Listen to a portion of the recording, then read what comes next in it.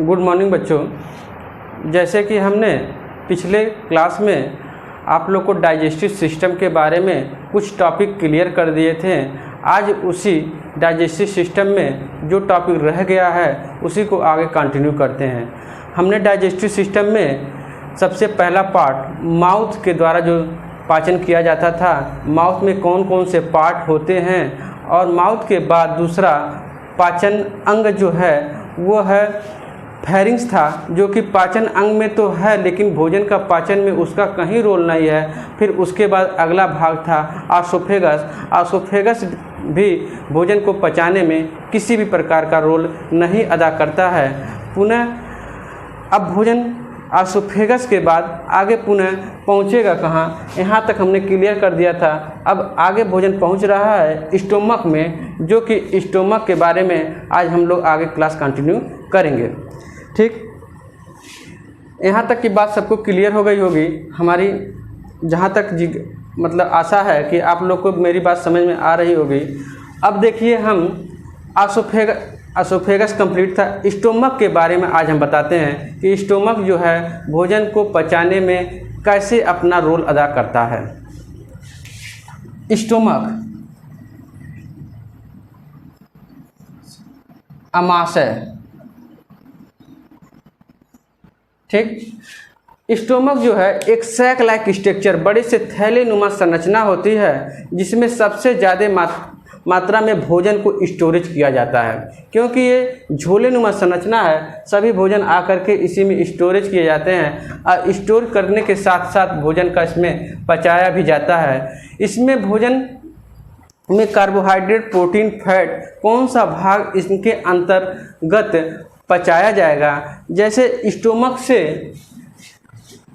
Enzyme जो निकलता है रेनिन, पेप्सिन, HCl।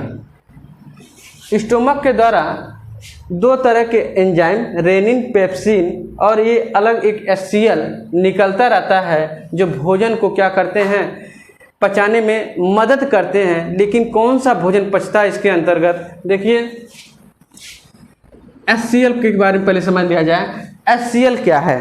HCl जो है वह जो हम भोजन किए हैं, protein, carbohydrate, fat, mineral, vitamin जो भोजन किए हैं, स्टोमक में आने के दौरान क्या है, खुले में भोजन करते हैं, उस दौरान थाली में अनेक प्रकार से वायरस, बैक्टीरिया, विषाणु मतलब फंजाई, अदर प्रकार के जो भी ऑर्गेनेल्स हैं जो हमारे लिए अनयूजफुल हैं, वो लगातार थाली में आते रहते हैं। क्योंकि थाली ढक के हम लोग करते नहीं भोजन, तो उस दौरान जब भोजन दूषित हो जाता है तो उस दूषित भोजन में ये सब bacteria, virus, fungi, other organelles पाए जाते हैं, जो हमारे शरीर में माउथ से होते हुए, फेरिंग से होते हुए एसोफेगस से स्टोमक में आने के बाद HCl क्या करता है, उस दूषित भोजन को शुद्ध कर देता है। क्योंकि HCl हाइड्रोक्लोरिक एसिड है, जो क्या करता है, जितने भी अदर प्रकार के सब्सटेंस आए हैं जो ह्यूमन के लिए नुकसानदेह हैं, उनको ये क्या करता है, मार डालता है, जिसके कारण भोजन क्या होते हैं, शुद्ध हो जाते हैं। ठीक, अगला जो भाग है हमारा जो रेनिन है, रेनिन और पेप्सिन। देखिए रेनिन जो है ये स्पेशल प्रकार का, ठीक है, स्पेशल प्रकार के प्रोटीन को पचाने में मदद करता है। वो भी कौन से स्पेशल है, कैसीन।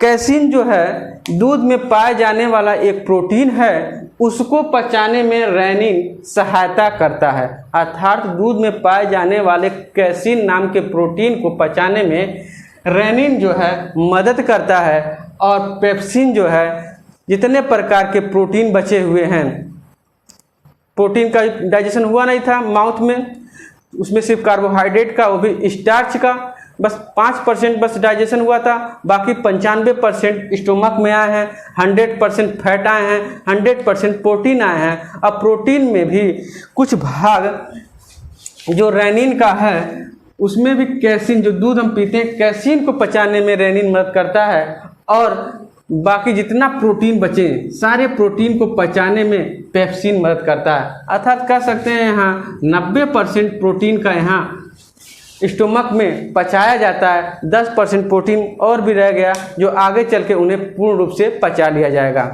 ये था स्टोमक के बारे में जो हमें लगता है आप लोग को समझ में आया होगा।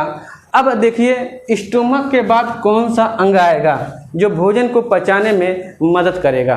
ठीक, स्टोमक के बाद देखिए ये स्टोमक था। स्टोमक के बाद देखिए यहाँ आपको सी के आकार की एक संरचना दिखाई दे रही है, जिसे कहते हैं ड्यूडेनम।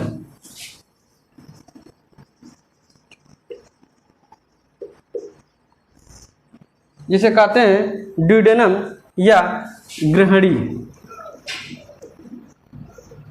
ठीक, ड्यूडेनम में भोजन का सबसे ज़्यादा मात्रा में भोजन का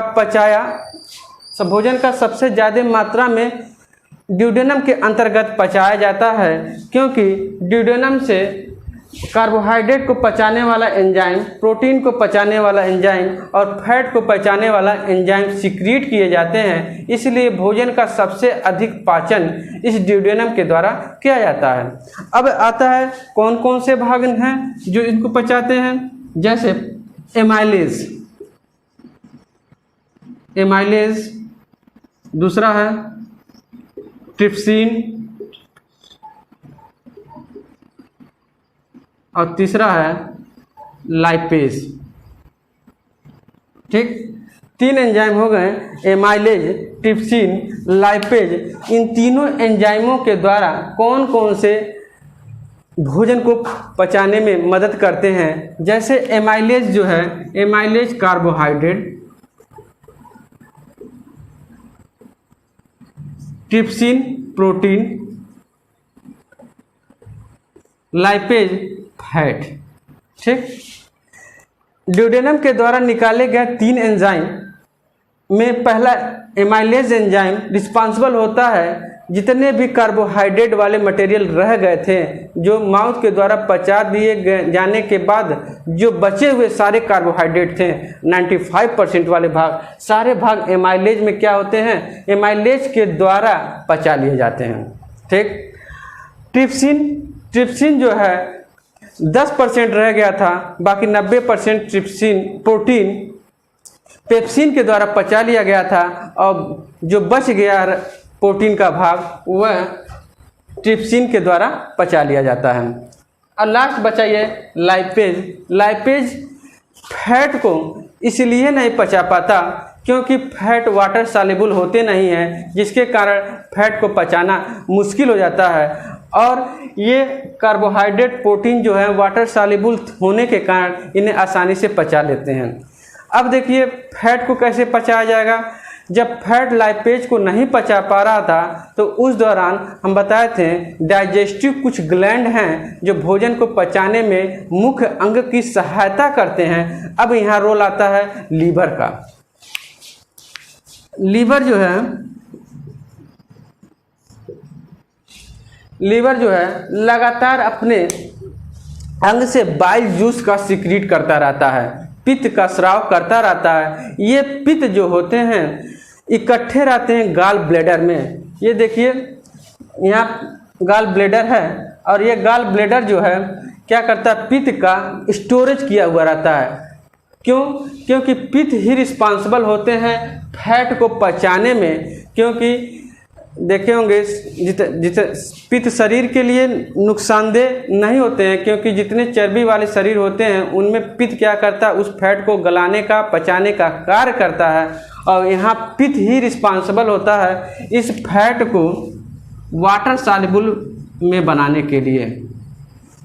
जब पित्त आता है फैट से कनेक्ट करता है तो पित्त क्या करता है, जितने फैट बचे उनको ऐसे तोड़ता है कि वो वाटर सॉल्युबल में कन्वर्ट हो जाते हैं, अर्थात वाटर में घुलने लायक हो जाते हैं। जब सारे फैट वाटर में घुलने लायक हो जाते हैं तो उस दौरान लाइपेज एंजाइम जो है उस वाटर सॉल्युबल फैट पर अपना क्रिया करता है और फैट को क्या करता है, पूर्ण रूप से पचा लेता है।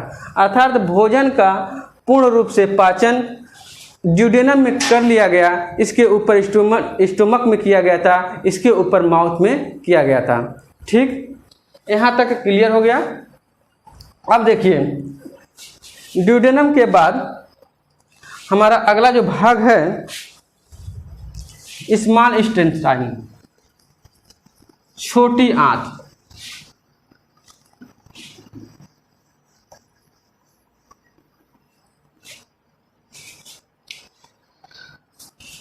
अब आइए ड्यूडेनम के बाद स्मॉल इंटेस्टाइन।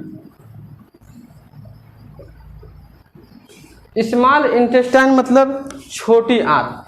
छोटी आंत जो है हमारे भोजन को पचाने में कोई रोल अदा नहीं करता। छोटी आंत में सबसे ज़्यादा भोजन का अवशोषण किया जाता है, अर्थात एब्जॉर्प्शन की क्रिया स्मॉल इंटेस्टाइन में की जाती है। पूर्ण शरीर में बनाने के लिए, शरीर को मेंटेन या शरीर को पोषक तत्व प्रदान करने के लिए सबसे ज़्यादा पोषक तत्व का एब्जॉर्प्शन स्मॉल इंटेस्टाइन करता है या छोटी आंत करती है। अब छोटी आंत हमारे शरीर में यही है। छोटी आंत की लंबाई पूछा जाता है तो छोटी आंत की लंबाई लगभग 7.2 मीटर की पाई जाती है। ठीक, छोटी आंत की जो लंबाई है लगभग 7.2 मीटर की पाई जाती है, जिसमें सिर्फ और सिर्फ भोजन का क्या किया जाता है, अवशोषण किया जाता है। भोजन के पाचन में छोटी आंत का कोई रोल नहीं है। ठीक, अब आइए अगला बड़ी इंटेस्टाइन, ये वाली बड़ी इंटेस्टाइन, लार्ज।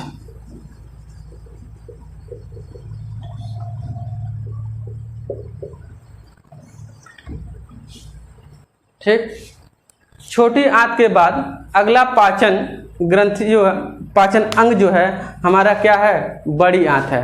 बड़ी आंत जो होते हैं ये भी भोजन का पचाने में कोई रोल अदा नहीं करते हैं, थोड़ा बहुत भोजन का एब्जॉर्प्शन में सहायता करते हैं। ठीक, बड़ी आंत की पूछी जाती है कितनी लंबाई होती है, तो बड़ी आंत की लंबाई 1.5 मीटर। ठीक, छोटी आंत नाम बस छोटा है लेकिन इसकी लंबाई 7 से 8 मीटर तक का होता है। बड़ी आंत नाम बड़ा है लेकिन इसकी आंत क्या है, लंबाई छोटी है लेकिन डायमीटर इसका बहुत बड़ा है। इसका डायमीटर बहुत पतले पाइप नुमा, मान लीजिए मार्कर की नुमा, और उसकी मोटाई पूरा मोटी होती है 4-5 इंच, जैसे मान लीजिए पाइप होता है उस टाइप का था। कहने का मतलब ये पतली पाइप हैं, ये मोटी पाइप होने के कारण इनकी लंबाई क्या है, छोटी है। अब आता है बड़ी आंत को कितने भागों में बांटे हैं, तो बड़ी आंत को हम 3 भाग में, पहला भाग जो है सीकम, दूसरा भाग कोलन और तीसरा भाग रेक्टम। ठीक, बड़ी आंत को हमने 3 भागों में बांट दिया, पहला सीकम, कोलन और रेक्टम। अब देखिए सीकम का क्या कार्य है, तो यहाँ देखिए ये चूल्हे नुमा संरचना दिखाई दे रहा है और इससे एक पतली ट्यूब नुमा संरचना निकली हुई है, पतली उंगली नुमा संरचना निकली है, जिसके एक साइड में वो बंद रहता है और दूसरा ओपन रहता है। सीकम में वो क्या होता है, खुलता है। पूछा जाता है कि अपेंडिक्स का क्या कार्य है।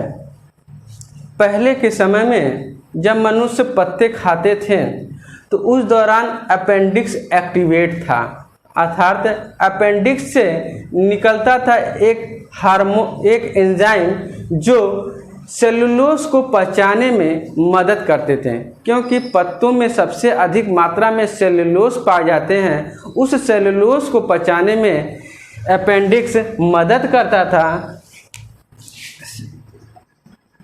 सेलुलोज को डाइजेशन करने में अपेंडिक्स मदद करता था, लेकिन आज के समय में ह्यूमन पत्ते खाना बंद कर दिया है। अब अपेंडिक्स यहाँ इनएक्टिवेट के फॉर्म में हो गए हैं, क्योंकि अब उनकी एंजाइम की आवश्यकता ही नहीं पड़ती, क्योंकि पहले के समय पत्ते खाते थे, आवश्यकता था तो एक्टिवेट रहता था, अब वो उसकी आवश्यकता ही नहीं पड़ती, इसलिए इनएक्टिवेट के फॉर्म में पड़े हुए हैं। कह सकते हैं मनुष्य के शरीर में अवशेषी अंग के रूप में ये क्या हैं, हमारे लार्ज इंटेस्टाइन के सीकम से जुड़ा हुआ है। कभी कभी अपेंडिक्स में भोजन चले जाने के कारण भोजन सड़ने लगता है और अधिक मात्रा में बैक्टीरिया पनप जाते हैं, जिसके कारण पेट में दर्द होता है और डॉक्टर क्या करते हैं, ऑपरेशन के द्वारा इस अपेंडिक्स को काट करके हटा देते हैं। क्योंकि इस अपेंडिक्स का हमारे शरीर में कोई रोल नहीं है, नहीं रहेगा तो भी कोई हमारे दिनचर्या में कोई परिवर्तन नहीं आने वाला है, क्योंकि अपेंडिक्स हमारे शरीर में एक अवशेषी अंग के रूप में था। दूसरा कोलन का कोई रोल नहीं। कोलन में भोजन का केवल पैसेज का काम करता है, भोजन एक स्थान से दूसरे स्थान तक पहुंचाने का काम करता है। और तीसरा भाग जो है रेक्टम है। रेक्टम में थोड़ा बहुत पानी का एब्जॉर्बेशन करने के बाद बचा हुआ बेकार का मटेरियल, जिसे फीकल मैटर कहते हैं, फीकल मैटर एनएस के द्वारा शरीर से बाहर निकाल दिया जाता है। इस तरह से हमारा डाइजेस्टिव सिस्टम खत्म हुआ। कहा जाता है सिस्टम क्यों कहते हैं, सिस्टम इसलिए कहा जाता क्योंकि पाचन करने में हमें किसी एक अंग के सहायता से हम भोजन का पाचन नहीं कर सकते हैं। भोजन को पाचन करने के लिए हमें एक से अधिक अंगों का उपयोग करना पड़ता है। जब एक से अधिक अंग आपस में मिल करके कोई एक अंग का निर्माण करते हैं, एक अंग न करके एक सिस्टम का निर्माण करते हैं, तो उसी को हम कहते हैं सिस्टम, तंत्र। जैसे भोजन को पचाने में अकेले स्टोमक कोई काम नहीं कर पाएगा, अकेले इंटेस्टाइन कोई काम नहीं कर पाएगा, अकेले माउथ भी कोई काम नहीं कर पाएगा। अर्थात भोजन को पचाने के लिए माउथ चाहिए, स्टोमक चाहिए, ड्यूडेनम चाहिए, स्मॉल इंटेस्टाइन चाहिए, लार्ज इंटेस्टाइन चाहिए। अर्थात एक से अधिक अंग आपस में जब मिलकर किसी कार्य को संपन्न करते हैं तो उसे कहते हैं तंत्र। इसलिए इसका नाम पड़ा है डाइजेस्टिव सिस्टम। हमारे समझ से आपको समझ में आया होगा, ठीक। अब देखिए डाइजेस्टिव सिस्टम हाई स्कूल के बच्चों के लिए इसमें से छोटे छोटे क्वेश्चन बनते रहते हैं और बोर्ड के पॉइंट ऑफ व्यू से हाई स्कूल के बच्चों के लिए बहुत इम्पॉर्टेंट है, क्योंकि ये डाइजेस्टिव सिस्टम इतना लंबा है, 5 नंबर में भी आता है और इसको छोटे छोटे टुकड़ों में तोड़ करके इसको अति लघु उत्तरी प्रश्न में कन्वर्ट किए जाते हैं। इसलिए ये बहुत इम्पॉर्टेंट है एग्जाम, बोर्ड के एग्जाम ऑफ पॉइंट व्यू से। ओके, धन्यवाद। अगला क्लास हम पुनः लेंगे। ओके, धन्यवाद।